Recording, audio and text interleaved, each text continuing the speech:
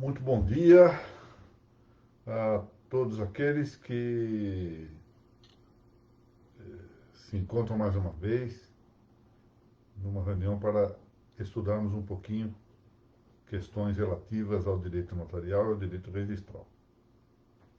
Eu tenho uma gratíssima realmente ocasião desse nosso encontro aqui. Eu quero agradecer muitíssimo a Noréga do Paraná, Colégio Notarial do Brasil, da Seção do Paraná, portanto, esse elogio é sobretudo dirigido a seus presidentes, respectivamente a doutora Mônica Dallavec e o doutor Renato Lano, por me permitir iniciar aqui, ou retomar aqui, talvez seja melhor a expressão, algo que comecei in illo tempore. Eu vou contar um pouquinho disso. Então, eu peço desculpas. Hoje, esse nosso encontro, que é a reunião inaugural das nossas claves notariais e registrais, talvez se estenda um pouco mais do que será o costumeiro. Costumeiramente, essas nossas reuniões devem durar, dependendo do verbete, do tamanho do verbete, entre 15 e 25 minutos, mais ou menos. Um pouquinho mais, um pouquinho menos. Mas hoje talvez demore um pouco mais, porque eu preciso esclarecer um pouquinho algumas coisas e porque eu estou contente com o fato de nós fazermos algo como o que vamos começar aqui. Então, perdoe-me, velhos têm história, não é?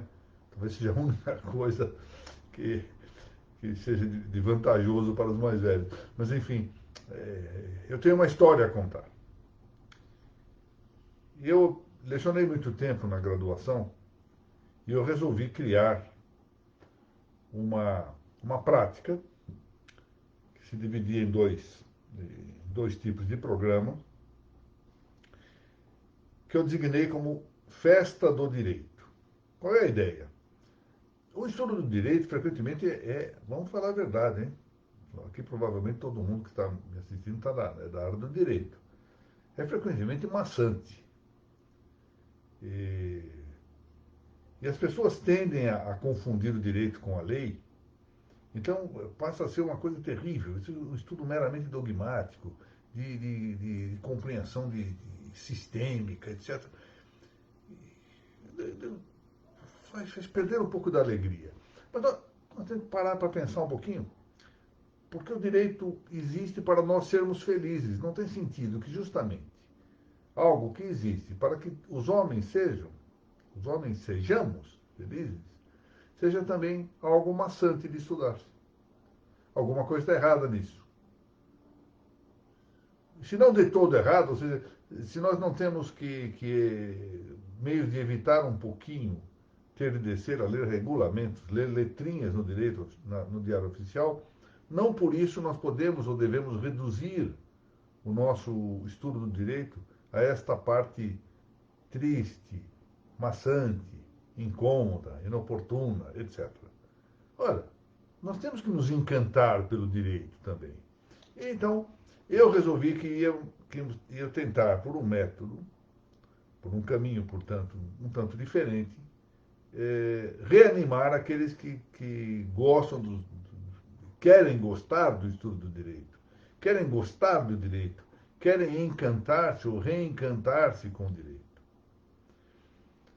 Uma das coisas que a questão de meses, me tocou mais o espírito foi ter recebido de um colega magistrado aqui de São Paulo, grande juiz aqui de São Paulo, cujo nome eu vou omitir por motivos que logo verão, uma mensagem no WhatsApp, dizendo algo que, confesso que chegou até a me comover um pouco. Ele me disse o seguinte, é um colega mais novo do que eu, naturalmente, me disse que ter trabalhado comigo, ele foi meu assessor na presidência do Direito Público, devolveu a ele o encantamento com o direito. Ele passou a ler outra vez questões relativas ao direito. Ele estava desanimado, desgostoso com os estudos jurídicos. Muito bem. O que é que eu fiz, então, naquilo que se chamava, tá? Ao menos havia uma placa assim na universidade. O que é que eu fiz? Dois métodos. O primeiro era, a cada mês e meio, 2 meses, nós fazíamos um sábado, que se chamava Sábado da Festa do Direito. a faculdade abria as suas portas, nós íamos para lá, os alunos levavam alimentação para comer aí por volta de 1h da tarde, porque começava de manhã, 9 horas, estávamos ali. E apesar do sol imenso, às vezes do lado de fora e tudo, os alunos iam lá e passavam o dia estudando comigo. Até a hora do almoço, magnificamente. Depois da hora do almoço, a coisa caía um pouco. Mas era aqui uma centena de alunos estudando alguma coisa. Então nós tínhamos lá, às vezes era questão realmente técnica, por exemplo, nós tínhamos aulas, por exemplo, sobre a aplicação da pena. O dia inteiro só se tratava de aplicação da pena, do direito penal. Outras vezes eram questões filosóficas do direito. E durante a semana, isso normalmente, terminado o curso, eu lecionava lá de manhã e à noite. No período da manhã, quando eu terminava, eu ia para uma sala vazia e ficava lá aguardando quem quisesse estudar temas vagos. No início eram 3, 4 alunos, às vezes 5. Aquilo foi crescendo, crescendo. No final nós estávamos com uma centena de alunos. E graças a isso eu consegui construir depois um centro, o primeiro centro de estudos de biodireito que houve no mundo. Biodireito, hein? Não bioética, biodireito. No mundo, como centro de estudos, foi criado nesta chamada universidade. Com 400 investigadores sobre temas de biodireito.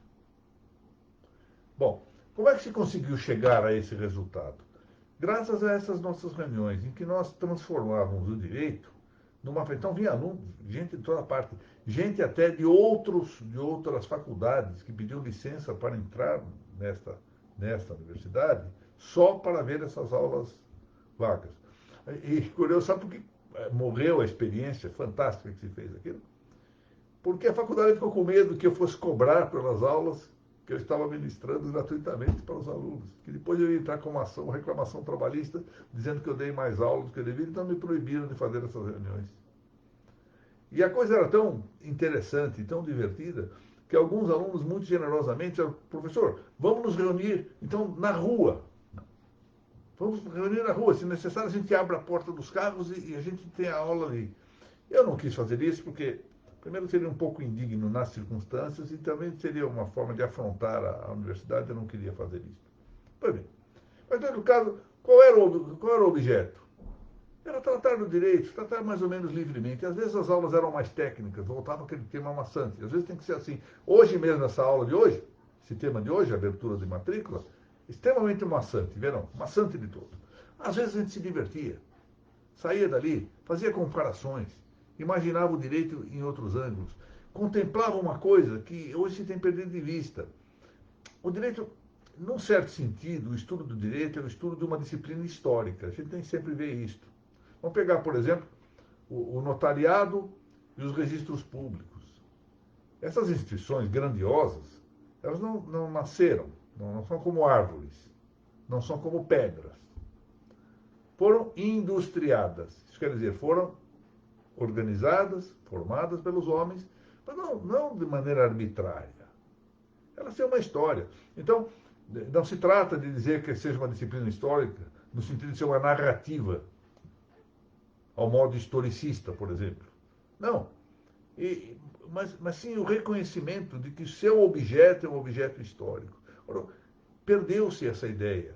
Então, vai estudar o direito notarial, imagina-se que se vai apenas debruçar num texto de lei ou na prática do cartório, valiosíssima, ninguém quer negar a experiência. Pudera eu ter a prática que tem os grandes notários, os grandes registradores, quisera eu ter isso, eu não tenho. Mas não é só isto. Nós temos que, se nós quisermos realmente conhecer as instituições e salvá-las, fazer com que a organização, porque senão quando é uma organização política, que essa organização política, que essa força social constituída pelos notários, pelo notariado, pelos registros públicos em geral e pelos registradores, atue de maneira adequada para cumprir, para satisfazer o bem comum. Bom, nós precisamos entender o que são essas instituições. Não é só entender como funcionam. Aquela história do funcionário da estação de ferro que bate nas rodas, não sabe por quê. Não. Compreender a fundo. Ir à raiz dessas instituições. Compreender o seu crescimento histórico. Compreender por que, por exemplo, se cria o princípio do trato consecutivo, da continuidade no registro imobiliário? Por que que os notários têm um princípio da imediatidade? Se nós não compreendermos isso, nós estamos sujeitos a um relativismo de turno, a um positivismo despótico, muitas vezes, ou seja, de quem tem a caneta para decidir alguma coisa. Então, voltando agora às nossas claves notariais e registrais, a questão de alguns meses eu pedi à doutora Mônica Dallavec que me autorizasse, que me desse, isso é uma coisa extremamente prestigiosa para mim, que me desse um local para publicar uma coisa que não é propriamente um verbetário, mas é algo que vai dizer de temas, sobretudo de conceitos da área do direito notarial e registral, conceitos tratados, ora, de maneira mais dogmática, mais técnica, é o caso de hoje. Começamos, lamentavelmente, por um caminho maçante. Mas me desse, com essa possibilidade das claves notariais registrais, a possibilidade de fazer o que Álvaro Dors, vou voltar ao tema das claves agora, Álvaro Dors fez tratando de conceitos variados. O que aconteceu com Álvaro Dors? Grande pensador, jurista, homem filho de Eugênio Dors, o que não é pouco. Um dos maiores romanistas foi Álvaro Dors, né, no século passado, e nesse, ele morreu em 2004, um autor, pensador espanhol. Ele, então, tinha uma coluna na grande revista Verbo de Madrid, dirigida pelo magistral pensador madrilenho, que é Miguel Ayuso. Na revista Verbo, ele tinha uma coluna, como eu disse, que ele escrevia, isso aí, a revista aparece a cada 2 meses, claves conceituais. Em espanhol, claves conceptuales. Em que ele apanhava um conceito e se divertia com o conceito. Isso quer dizer o seguinte, é como se tivesse, bom, eu tenho que dizer aos senhores o que é, por exemplo, matrícula no registro imobiliário. Excelente. Vou dizer isso, esse é o meu objetivo.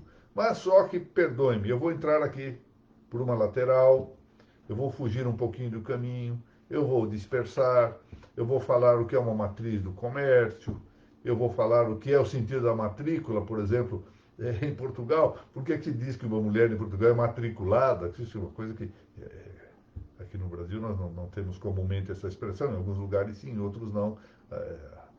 Mulher que exerce a profissão, se pode chamar isso de profissão mais antiga do mundo, é uma mulher matriculada em Portugal. Divertir-me um pouco com isso. Apanhar a palavra matrícula e talvez referir à ideia de mater, que está presente aí, e dirigir-me um pouquinho a pensar que coisa é o idioma latino, porque o latim tem importância. Ou seja, abrir um pouco o leque das coisas. Ou seja, em vez de ficarmos com essa visão dogmática muito fechada também no campo do direito notarial registral, divertir-nos.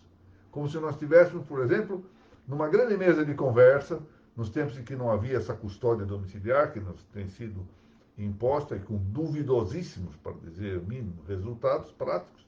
Mas, enfim, como quer que seja, temos a oportunidade de conversar sobre o direito, trocar ideias. Os mais velhos, como é o meu caso, falam. Os mais novos, num primeiro momento, ouvem para depois falar, criticar-me, retificar-me naquilo que eu estiver errado. Assim é a vida. Muitas coisas são de certeza metafísica, não muitas, mas são.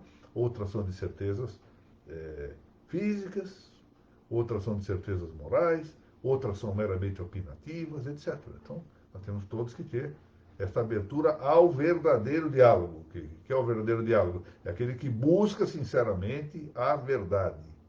Veja aí. Bom, então nós vamos começar isto. Uma aventura. Eu peço paciência, porque às vezes a dispersão é muito grande, depende muito do ânimo com que eu estou para escrever, além do objeto. Às vezes eu estou mais feliz ou menos feliz para escrever. Todo mundo é assim. Há dias que nós não conseguimos fazer nem um bilhete, não é? Não conseguimos escrever um bilhete muitas vezes. Então, todos estamos sujeitos a isso. Mas eu os convido para essa aventura, porque nós vamos tocar temas que muitos conhecem melhor do que eu. Mas vou relembrar. Eu tive esse propósito uma ocasião, acho que já tive aqui a oportunidade de contar em alguma outra das nossas reuniões. O Instituto dos Advogados de São Paulo chamou-me urgentemente para que eu ministrasse um curso de lógica, porque repentinamente o Tribunal de Justiça de São Paulo havia incluído para o concurso de ingresso à magistratura paulista uma prova de lógica, fazia parte do programa. Eu estava até no exterior, estava no Uruguai, recebi um telefonema lá do Instituto e vim rapidamente para São Paulo. Foi um período difícil, eu estava com pneumonia, mas tinha que dar aula. Foi isso. E aí o que acontece? Me aparece lá para essas aulas o grande professor José Pedro Galvão de Souza. Mas imagine, o meu mestre ia lá para assistir às minhas aulas. Ele sabia aquilo tudo de trás para frente, não sabia o que ele, em rigor, o que ele estava fazendo ali. Assistiu pacientemente, foram 7 ou 8 aulas, ia todas as manhãs lá para ver essas aulas, assistiu pacientemente. E no final, só no final, pediu a palavra e agradeceu porque havia estado ali para relembrar o que sabia e que aquilo havia feito muito bem para ele. Fiquei muito satisfeito com isso. Então, a maior parte dos senhores que estão aqui sabe, a maior parte, isso que nós vamos falar aqui nas classes notariais, melhor do que eu sei, não há dúvida. Tenho muita experiência disso, trabalho praticamente com isso. Mas terão aqui a oportunidade de rever conceitos, rever por outros ângulos. E de vez em quando ver algumas escapadas. Nessa de hoje pouco as farei, como eu disse, mas em outras eu as faço muito mais. Divirto-me, pois, com o melhor sentido dessa virtude da eutrapélia. Olha que coisa ótima. Nós podemos nos divertir com aquilo que nós temos que estudar, rever ou aprender. Mas há também um outro aspecto. Essas aulas não são só dirigidas aos grandes estudiosos, às autoridades das notas e dos registros. Não. Que também é uma chamada aos novos. Nós precisamos nos dedicar, por assim dizer, a passar o patrimônio. As gerações novas, sobretudo os estudantes universitários, os jovens bacharéis em direito, são chamados a conhecer a atividade extrajudicial. Não só do ponto de vista teórico, isso tem importância, mas para que eles compreendam o relevo de ir aos cartórios. Isso quer dizer, de valer-se das atividades cartorárias. Então, há um sentido prático também nessas nossas exposições. Bom, peço desculpas, pois, por essa introdução um tantinho larga. Renovo meus agradecimentos ao Colégio Notarial do Brasil, da São Paraná, ao doutor Renato Dana e a todos os integrantes da junta diretiva desse colégio, e de modo muito especial, mas efetivamente muito especial, à presidência da Noréga do Paraná e a toda a junta diretiva e as entidades que integram a sua junta diretiva, porque não fora a atitude generosa, como é costumeiro, da doutora Mônica Della Vecchia, eu não teria a ocasião de encontrar-me aqui com tanta gente que me agrada ver e me honra com sua presença. Bom, então vamos lá ao que viemos. A abertura de matrícula. Bom, de que matrícula se trata?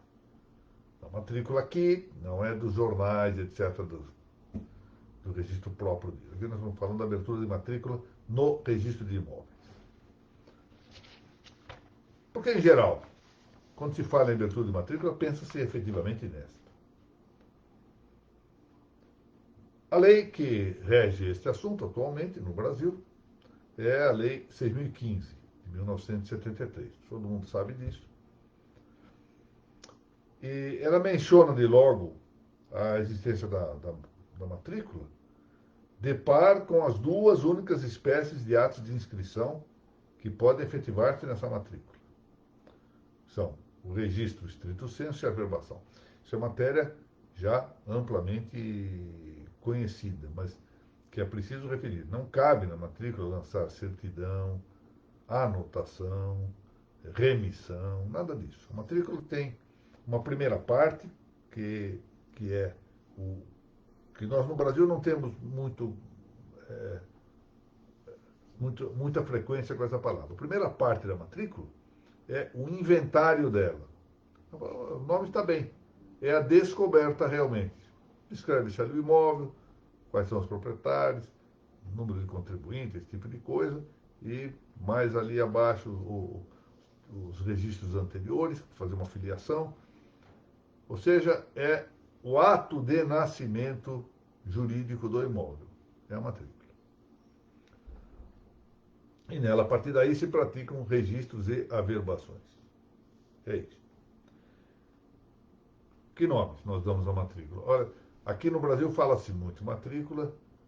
Há quem goste de dizer de maneira mais pomposa fólio real. Por que fólio real? Porque fólio real é folha, fólio é folha. Folha real de coisa. Res, rei, no latim. Uma palavra de quinta declinação no latim. O latim, como sabem, tem 5 declinações. O quinto grupo de palavras declinadas tem o genitivo em ei, genitivo singular. Então nós temos, por isso que se fala res, rei, para saber que a palavra res é de quinta declinação.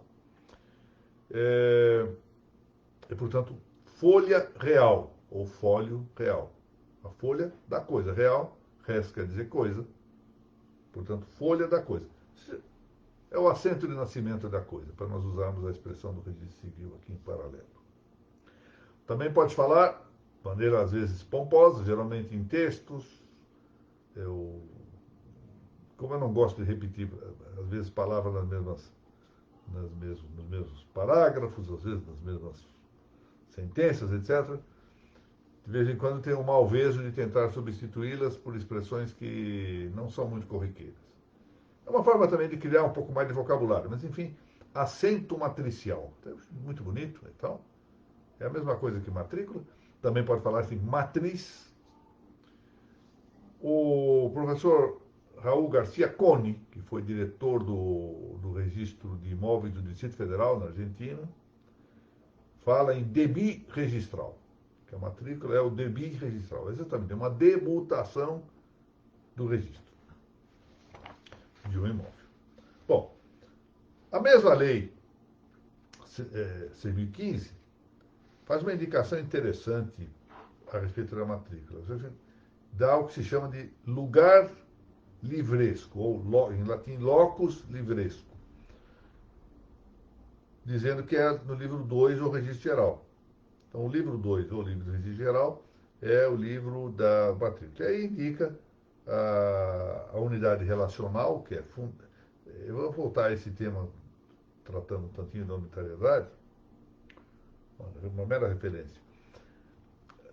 Hoje em dia, aí toda a gente jovem que está aí assistindo as aulas aqui, tem ideia da unitariedade e acha absolutamente lógico que a cada imóvel corresponda uma única matrícula e a cada matrícula um único imóvel. Bom, mas isso não era muito fácil de entender-se durante muito tempo, hein? Muito tempo, como vou me referir. Com a passagem do regulamento de 39 para a lei de 6.015, para a ideia do fólio real. Por isso que muita gente fala em fólio unitário, para significar exatamente que há essa relação entre matrícula e imóvel. A cada imóvel uma matrícula, a cada matrícula um imóvel. Relação, portanto, clausurada. E eu cheguei, para ter ideia, na década de 80, eu comecei a frequentar congressos do IRIB na cidade do Recife em 1985. Eu cheguei na década de 80 a ver um fato interessante. A grande registradora aqui de São Paulo, mulher extraordinária, Maria Helena Leonel Gandolfo, levou para uma das suas palestras, em um congresso do IRIB, uma faixa. E a faixa dizia exatamente assim, um imóvel, uma matrícula, um imóvel. Por quê? Porque havia resistência de muitos a compreender bem, ou quando menos compreendiam, mas não queriam executar exatamente isso, porque vinham muito alimentados do sistema anterior, que era o sistema de transcrição, em que numa mesma transcrição podia haver vários imóveis. Transcrevia-se o título. Ainda depois de que na prática se tenha passado a uma extratação de títulos das escrituras, ainda assim a transcrição se referia a mais de um imóvel com frequência. Então não era muito comum essa ideia da unitariedade. E também há outro aspecto, porque É mesmo possível que, quando a Lei 6.015 foi editada, no seu processo histórico, ou seja, o processo legístico, não se pensasse claramente na unitariedade. Parece que, sobretudo, os doutrinadores e registradores que tinham acesso à situação de Brasília sustentavam que a lei se voltava também a resolver um problema de não unitariedade que atenderia à situação brasiliense. O fato é que acabou sendo superada essa tese, embora agora devemos considerar com muita cautela isto. Em rigor, a unitariedade não contempla todos os casos e admite uma certa convivência transitória com situações não unitárias. Isso nós vamos ver em outra ocasião, podemos ver lá à frente, talvez haja um verbete exatamente sobre unitariedade e nós vamos ver um pouco melhor. Mas por agora, pensem na situação do condomínio edilício, em que as matrículas abertas para as unidades autônomas não dizem respeito a um imóvel único, dizem respeito em rigor, por mais que a descrição seja de acessão invertida, descreve-se a unidade em vez de se descrever a fração, corresponde à fração, a uma fração ideal. Isso mostra. Bom, avançando. O que ocorreu com a matrícula, e esse é um ponto interessante, foi a nuclearização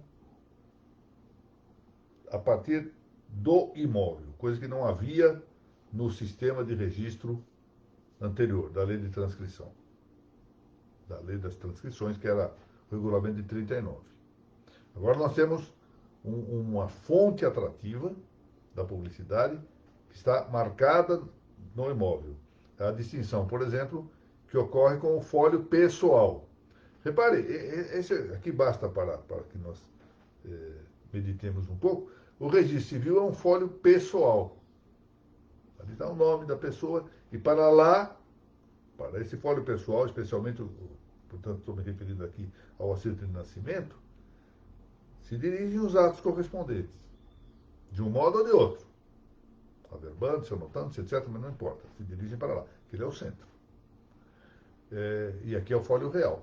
Mas pode haver também folio pessoal do registro de imóveis. O sistema, por exemplo, francês é de folio pessoal. Qual é a diferença aqui que haveria entre o folio real e o pessoal?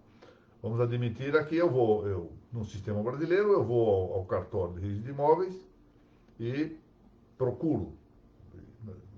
Há uma coisa a dizer em seguida sobre a existência também de folio pessoal no direito brasileiro. Mas, enfim, procuro, em geral, o que diz respeito a um dado imóvel. Esse é o centro da atenção.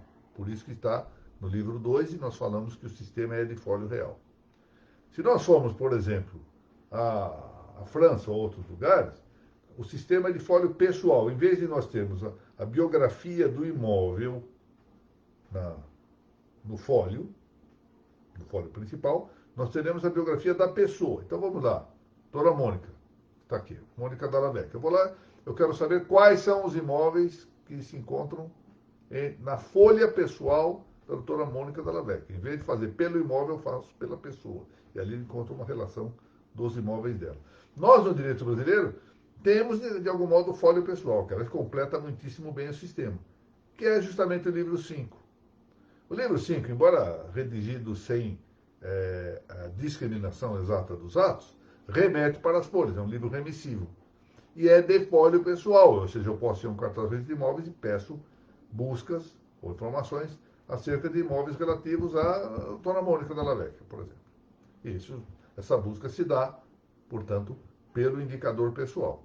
Isso é um folio pessoal. Como o livro 4 será, de algum modo, um folio real também. Indicador de real. Muito bem. Avançando aqui um pouco, o que nós tivemos além disso foi com a ideia da matrícula, que tem um relevo bastante grande a considerar, foi a desaparição da ideia de diáspora de livros, diáspora livresca. No regime do regulamento de 1939, nós tínhamos uma diáspora, ou seja, alguma coisa do livro 3, outra no livro 4, outra no livro 8, em vez de reunir tudo no livro 2. Nós ainda mantemos uma ligeira dispersão,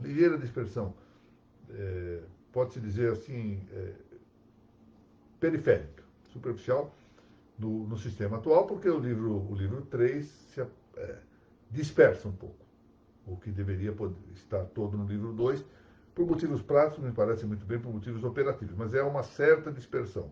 Na verdade, a Lei 6.015 reúne na matrícula tudo o que interessa diretamente ao imóvel, coisa que não havia no sistema anterior, que era um sistema de diáspora, ou seja, sistema de dispersão livresca. Nesse não, sistema de unificação livresca. Bom, vamos aqui ao que interessa destacar desta aula, que eu disse que, lamentavelmente, é muito dogmática. Salvo os casos de unificação ou fusão, nós vamos voltar adiante a referir alguma coisa disso, a abertura de matrícula não exige rogação do interessado. Atenção. É interessante isto porque leva à conclusão de que o ato de abrir-se a matrícula, de encerramento de matrícula, a abertura de matrícula, inauguração de matrícula, são as expressões usuais, não constitui efetivamente ato de registro, que é uma discussão interessante. Alguns doutrinadores perguntam-se assim, por exemplo, em concurso público, concurso para cartórios, é comum. Quais são os atos de registro que se praticam? O registro em sentido estrito, a averbação, e o registro em sentido estrito compreende a abertura de matrícula. Em rigor, a resposta ainda seria incompleta, porque cabe também a anotação e o lançamento no livro do protocolo. Tem indicação, alguma coisa do gênero. A anotação está prevista para o registro de imóveis no artigo 198. Bom, mas a discussão aqui deve cingir-se a esse ponto. A abertura de matrícula é registro em sentido estrito ou não? Poderia ser, alguns consideram que o seja. Mas veja, se fosse registro em sentido estrito, nós, por falta de indicação expressa na lei, não teríamos como dizer que o princípio da instância ou da rogação poderia dispensar-se. Então, o melhor entendimento para ter uma coerência sistemática é entender que a abertura de matrícula não é registro em sentido estrito, é um ato autônomo. E por isso não depende da rogação ou solicitação, da iniciativa do interessado, podendo, portanto, efetivar-se de ofício. Propter officium, o registrador pode abrir a matrícula. Pela conveniência do serviço, muitas vezes, ele quer tudo transformar em matrícula, fazendo-o quando há mudança de circunscrição do imóvel, deve comunicar necessariamente ao cartório anterior, para que lá se encerre a transcrição. Esse é um dos motivos, muitas vezes, de uma certa briga, porque como há uma interpretação, uma compreensão que parece prevalecente na doutrina e também na jurisprudência dos tribunais, no sentido de que as averbações continuam a poder fazer-se à margem das transcrições, essa interpretação não me parece bem, essa norma, a meu ver, era transitória, estava mais do que na hora de parar com isso.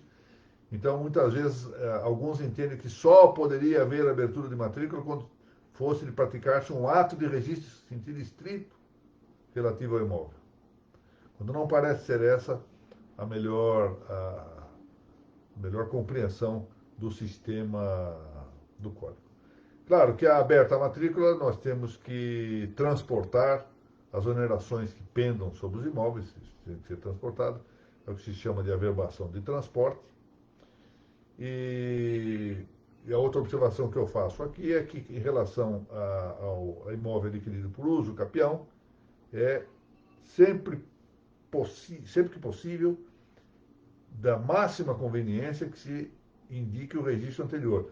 Alguns entendem que, por se tratar que julgam tratar-se de aquisição originária, um modo originário de aquisição, não seria, não é só que não seria necessário, não seria conveniente referir o registro anterior. Bom, necessário, de fato, parece que não é, mas conveniente, a meu ver, é sim. Por outro lado, deixo aqui apenas entredito que é muito controverso que efetivamente a uso capião seja um modo originário de aquisição. Não o é derivado, é certo, mas que o seja originário é bastante duvidoso. Eu aqui me reporto apenas para indicar a doutrina nesse sentido, tanto de Álvaro Dors, quanto de Alexandre Corrêa, e invoco um autor de nossos tempos, que já se tem pronunciado acerca do assunto, e é um dos maiores, talvez hoje o que mais entenda do tema de aquisição, de modo aquisitivo e modo derivado e originário, que é o magistrado paulista Josué Modesto Passos, a quem me tenho referido sempre com muito reconhecimento de sua autoridade. Bom, tratemos aqui do tema da fusão e das unificações. Na linguagem corrente, né, o usus loquendi, o uso costumeiro, fusão e unificação são tratados como se fossem categorias equivalentes. Alguns preferem falar em fusão de matrículas e unificação de imóveis. Não parece que esteja bem isto, pelo menos à luz da lei. Acontece que, quando as coisas se vão tornando costumeiras também, nós devemos estimá-las com muita cautela, porque a primeira coisa que nós devemos fazer ao aproximarmos de uma matéria a estudar é verificar exatamente a palavra. E a palavra como ela é usada, não como eu gostaria. Aquela história lá da Alice do País das Maravilhas, né? Em que a personagem diz que dá à palavra aquilo que entende que ela queira significar em dado momento. Não. Nós temos que ver qual é o uso da palavra, como é que as pessoas usam essa palavra, para a partir daí construirmos. Agora, aqui nós temos um possível conflito entre o usus loquendi, ou seja, a maneira como se usa a expressão fusão ou o termo unificação na área do registro, e aquilo que está na lei. É um texto que não está revogado pelo usus loquendi. Então, consideremos que, do ponto de vista da lei, a fusão diz respeito a imóveis que contíguos, dois ou mais imóveis contíguos, é o artigo 234. Constam de matrículas autônomas, de maneira que podem fundir-se as matrículas em uma só, encerrando-se as primitivas. Não? Notem, encerrando-se e não cancelando-se as primitivas. Há uma diferença entre encerramento e cancelamento. É uma coisa que nem sempre se nota com clareza. Averba-se o cancelamento. Cancelamento significa expulsão, ou seja, desaparição de todos os atos praticados. Não é isso que se quer. Quer-se encerrar, coisa diversa. Bom, então fusão diz respeito à agregação de matrículas. Claro que os imóveis têm que ser contíguos, dois ou mais imóveis contíguos, senão não é possível uma fusão. Nas unificações, nós temos unificações que dizem respeito a transcrições, ou seja, transcrições diversas que são unificadas, então abre-se matrícula por unificação de transcrições, ou unificações de sistema misto, transcrição e matrícula. Um imóvel é objeto de transcrição, o outro objeto de matrícula, e então unificam-se transcrição e matrícula. Então notem que, em rigor, do ponto de vista literal, técnico, fusão diz respeito à junção de matrículas, unificação, a junção de transcrições ou de transcrição e matrícula, portanto, as duas espécies. E não se fala aqui em fusão do ponto de vista material externo ao registro. Ou seja, não há fusão de imóveis, nem unificação de imóveis. Propriamente dito, o que há é unificação ou fusão de documentos registrais, de assentos registrais. Mas, é que está. A palavra pode, essas palavras podem ter, e têm efetivamente, um reflexo fora do cartório. Ou seja, existe vida inteligente fora dos cartórios. É essa a ideia. E pois ali, está havendo, se nós possamos fundir duas matrículas, significa que os imóveis estejam também fundidos. Se nós podemos unificar duas transcrições, significa que os imóveis que são objeto dessas transcrições, de algum modo, também possam ser agregados, estão unificados também. Portanto, esse é o tema que diz respeito à fusão e unificação. Aqui eu completo aqui com a observação de que nós temos algo que ocorre com frequência, ou seja, quando se vai fazer esta agregação imobiliária, que é a base material da fusão e da unificação, nós temos problema de descrição dos imóveis agregados. E aqui, às vezes, tenta-se insinuar uma retificação de registro no bojo de uma fusão ou unificação. Nada impede, por exemplo, que haja um processo regular de retificação, seja em cartório, seja na via administrativo-judicial, em que se propõem as duas coisas. Então, alguém entra com um pedido, peço fusão das matrículas, pedido judicial, por exemplo. Pedido de providência para obter fusão de matrícula. Como se chama isso? Aqui e ali se chama de outro modo. Processo administrativo de fusão, etc. Com um pleito incidental, ou acompanhando ali o desiderato, que é o de fusão, de retificação. Pode fazer as duas coisas, mas é preciso que a retificação descritiva seja controlada, seja aferida, seja sujeita às provas. Quando o caso sujeito ao contraditório que o processo administrativo exige, muitas vezes, quando o caso, até com base, com amparo constitucional, não é? E a outra coisa, agora do ponto de vista subjetivo, é que no caso da compropriedade de imóveis, ou seja, da contitularidade dominial ou condomínio de imóveis, cuja agregação se busque, e notem aqui, faça esse parênteses, enquanto nós falamos fusão e unificação dos assentos registrais, na base material, em vez de usar as mesmas palavras, fusão e unificação, eu tenho usado a agregação de imóveis, que é uma palavra, aliás, em outros idiomas, muito comum. Fala, assim, na área do direito imobiliário espanhol, em agregação e segregação, para o que nós aqui falamos de como parcelamento, fragmentação, etc. Também em francês a palavra é agrégation, é muito usado. E eu estou trazendo aqui essas questões. Às vezes nós precisamos pensar um pouquinho nos registros das notas como uma espécie de morfologia comparativa do direito notarial registral, que é uma morfologia comparativa de direito alienígena também. Verificar aquilo que nós podemos com proveito trazer para nós. Por mera cópia, por mero espírito de imitação, não.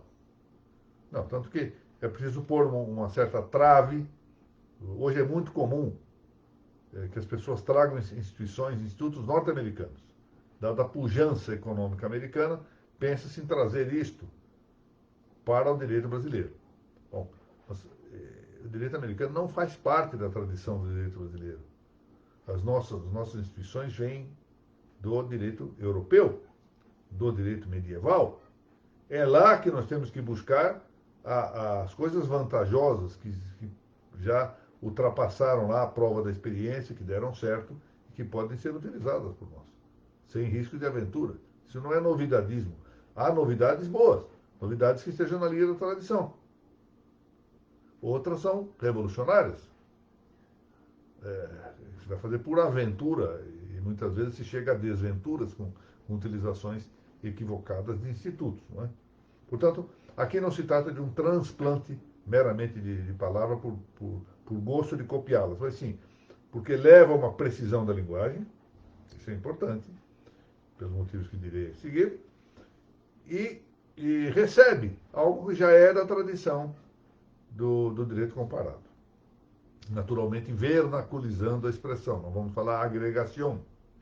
Nós fizemos isso, virou moda no Brasil em falar agora em subsanação dos registros. Nós temos a palavra sanação, né? Subsanação. Como há no direito espanhol subsanação, então se traduz pura e simplesmente, cria-se uma palavra nova quando nós temos a nossa aqui. Não se trata disso, portanto, de copiar pura e simplesmente a palavra, não é? Apenas utilizar a experiência que me parece boa. Bom, nesse caso em que houver condomínio com propriedade, nós temos que exigir o requerimento de todos os condôminos, incluso da mulher, em caso de comunhão germânica. Se houver uma comunhão germânica, é necessário que a mulher consinta ou requeira a prática da fusão ou da unificação. Então, aqui, para concluir, então, para nos desviar um pouquinho do que vimos falando, a necessidade da palavra adequada. Outro dia eu dizia a um valiosíssimo grupo de estudos que me acompanha em algumas pequeninas incursões em matéria de filosofia, que quando nós não temos a palavra, nós não dominamos o conceito, nós não temos o conceito. Cada conceito que nós temos precisa de uma palavra. Se nós não tivermos a palavra, não é só que nós não conseguimos comunicar o conceito. Nós não conseguimos sequer tê-lo, não dominamos. Sabemos isso de modo confuso. Nós precisamos ter uma palavra, uma expressão mental e verbal que exprima, que manifeste aquilo que nós estamos pensando. Senão não conseguimos. Não é só que nós não conseguimos, volto a dizer, comunicar. Nós não conseguimos saber. Então, por isso nós precisamos da palavra. A palavra tem uma importância fundamental. Provavelmente, é por isso que nós temos que entender muito amplamente aquela passagem joanina extraordinária. Em princípio erat verbo. Ou seja, no princípio era o verbo. No princípio, traduzem aqui no Brasil, ao princípio era a palavra. Melhor falar, era o verbo mesmo. Mas por isso mesmo, porque nós precisamos. O verbo é algo que ou seja, a palavra é algo que nos permite ter conceitos, saber conceitos e saber comunicá-los. A linguagem nos é dada exatamente para que nós comuniquemos ideias, para que possamos cumprir a nossa função, a nossa natureza de animais políticos. Vivemos na comunidade política.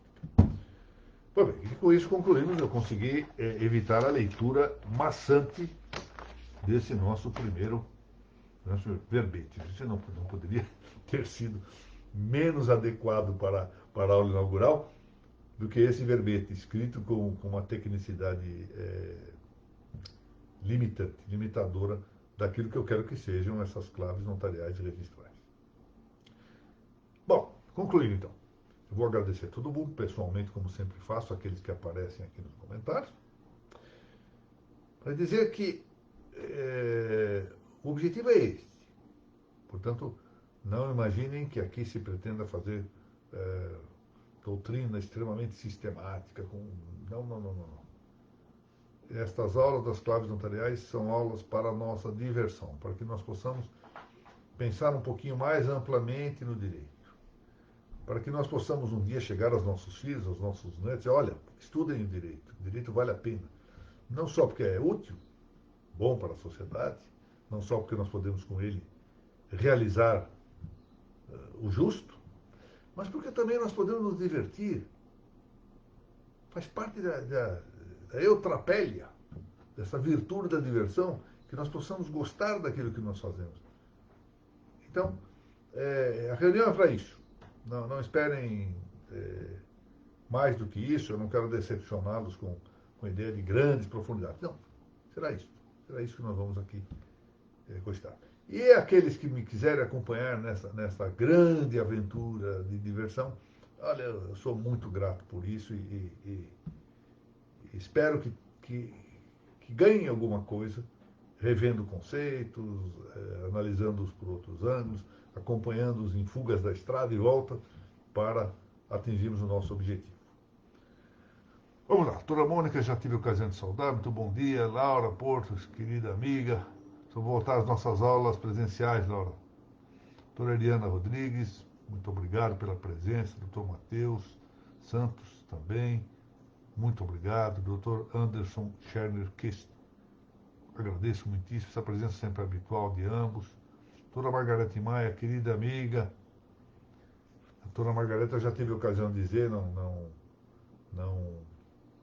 não me canso de repetir, além de outras virtudes, extremamente inteligente, competente naquilo que faz, educadíssimo, etc., é uma registradora de imagens também. Tem fotos magníficas, tira fotos extraordinárias. De vez em quando me manda umas fotos notáveis, de árvores, geralmente são fotos da natureza, muito bonitas. Doutora Eduarda Amadei, muito bom dia. Obrigado, doutora Eliana. Doutora Denise Lobo, bom dia. Querida amiga Cláudia Rosa, mãe do Felipe, muito obrigado pela presença. Doutor Mário Martinelli, muito bom dia. Eu agradeço sempre a sua presença constante aqui nessas nossas reuniões. Meu amigo, o desembargador Fábio Reck da Lavecchia, que fez aniversário recentemente, né, no dia 21, e tive a oportunidade de cumprimentá-lo.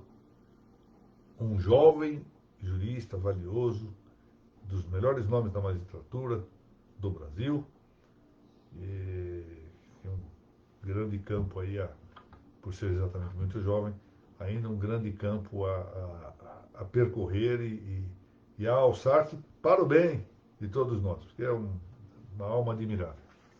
Doutor Márcio Franco, muito bom dia. Querido amigo Pedro Bragato, muito bem. Agora tem uma sobrinha nova, não é? Cumprimentar a sobrinha. Aliás, aproveito também, doutor Pedro, vou pedir licença aqui para fazer uma saudação conjunta. Nasceu também a Martina, neta do conde Júlio Chagas. Então, meus renovados cumprimentos aí, a sobrinha do doutor Pedro, que acaba de nascer, e a Martina, esta neta do conde Júlio.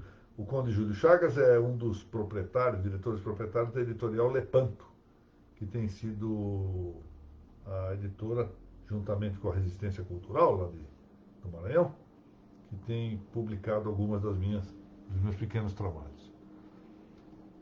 Pois é, doutora Mônica, nós temos esse projeto, né, de voltar aqui às aulas presenciais, e eu me comprometi com a Noreg do Paraná, no âmbito do registro sobre registro, mas quando eu for, nós podemos fazer as duas coisas, doutora Mônica.